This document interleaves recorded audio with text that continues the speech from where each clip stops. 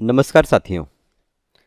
आज मैं आपको दो पुरानी कहानियाँ पढ़कर सुनाऊंगा और आप मुझे बताइए कि इन परिस्थितियों में आप कैसे निर्णय लेंगे।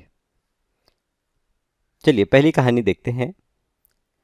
एक कंपनी की हर क्रिसमस की पूर्व संध्या पर एक पार्टी और लॉटरी आयोजित करने की परंपरा थी। लॉटरी ड्रॉ के नियम इस प्रकार थे। प्रत्येक कर्मचारी एक फंड के रूप में 10 रुपये का भुगतान करता है। कंपनी में 300 लोग हैं, यानी कुल 3000 रुपये जुटाए जा सकते हैं। विजेता सारे पैसे ले जाता है। लॉटरी ड्रॉ का दिन कार्यालय चहल पहल से भर गया। सभी ने कागज की पर्चियों पर नाम लिखकर लॉटरी बॉक्स में डाल दिया। हालांकि एक युवक लिखने से झिझक रहा था। उसने सोचा कि कंपनी की सफाई वाली महिला के कमजोर और बीमार बेटे का नए साल की सुबह के तुरंत बाद ऑपरेशन होने वाला था, लेकिन उसके पास ऑपरेशन के लिए आवश्यक पैसे नहीं थे, जिससे वह काफ़ी परेशान थी।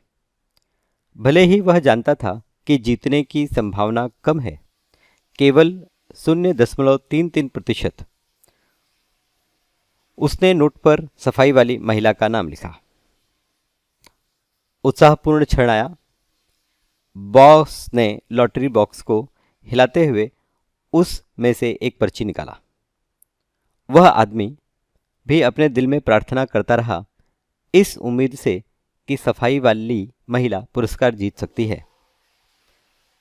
तब बॉस ने ध्यान से विजेता के नाम की घोषणा की और लो चमत्कार हुआ। विजेता सफाई वाली महिला निकली। कार्यालय में खुशी की लहर दौड़ गई और वह महिला पुरस्कार लेने के लिए तेजी से मंच पर पहुंची। वह फूट फूट कर रोने लगी और कहा, मैं बहुत भाग्यशाली और धन्य हूं। इस पैसे से मेरे बेटे को अब आशा है। इस चमत्कार के बारे में सोचते हुए वह आदमी लॉटरी बॉक्स की ओर बढ़ा। उसने कागज का एक टुकड़ा निकाला और यूं ही उसे खोला। उस पर भी सफाई वाली महिला का नाम था। वह आदमी बहुत हैरान हुआ। उसने एक के बाद एक कागज के कई टुकड़े निकाले। हालांकि उन पर लिखावट अलग अलग थी, नाम सभी एक ही थे। वे सब सफाई वाली महिला के नाम थे। आदमी की आंखों में आंसू भर आए और वह स्पष्ट रूप से समझ गया कि यह क्या चमत्कार है। लेकिन चमत्कारी आसमान से नहीं गिरते, लोगों को इसे खुद बनाना पड़ता है। कहानी नंबर 2। एक दिन दोपहर को एक दोस्त के साथ सब्जी बाजार टहलने गया। अचानक फटे कपड़ों में एक बूढ़ा आदमी हाथ में हरी सब्जियों का थैला लेकर हमारे पास आया।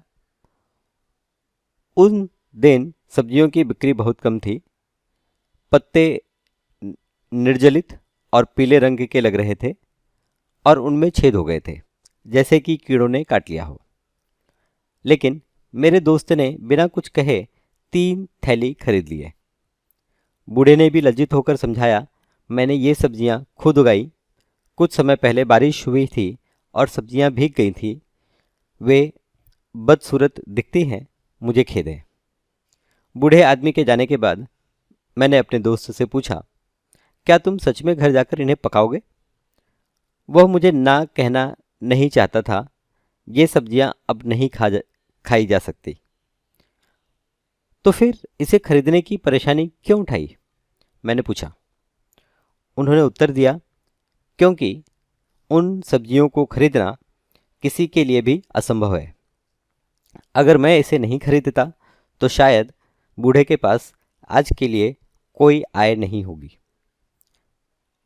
मैंने अपने मित्र की विचारशीलता और चिंता की मन में ही प्रशंसा की और चलकर मैंने भी बूढ़े व्यक्ति को पकड़ लिया और उससे कुछ सब्जियां खरीदी। बूढ़े ने बहुत खुशी से कहा, मैंने इससे पूरे दिन बेचने की कोशिश की, लेकिन कोई भी खरीदने के लिए तैयार नहीं था। मुझे बहुत खुशी है, आप दोनों मुझसे खरीदे। बहुत बहुत धन्यवाद। मुट्ठी भर सब्जियों जो मैं बिल्कुल भी नहीं खा सकता ने मुझे एक मूल्यवान सबक सिखाया। जब हम निचले स्तर पे होते हैं तो हम सभी आशा करते हैं कि हमारे साथ चमत्कार होंगे, लेकिन जब हम सक्षम होते हैं तो क्या हम चमत्कार करने वाले बनने को तैयार होते हैं? इन दो कहानियों को पढ़ने के बाद आपके पास दो विकल्प हैं। आप इस सकारात्मक संदेश का प्रचार करते हैं और दुनिया में अधिक प्यार फैला सकते हैं। आप इसे पूरी तरह अनदेखा भी कर सकते हैं, जैसे कि आपने इसे कभी नहीं देखा। हालांकि आपकी छोटी सी साझा कार्रवाई अनगिनत दुर्भाग्यपूर्ण लोगों की नियति को रोशन कर सकती है। लोग न केवल इसलिए सफल होते हैं कि उनके सपने पूरे होते हैं, बल्कि उनके दयालु कार्यों के कारण और भी अधिक सफल हो जाते हैं जब आप दूसरों के प्रति दयालु होते हैं। धन्यवाद।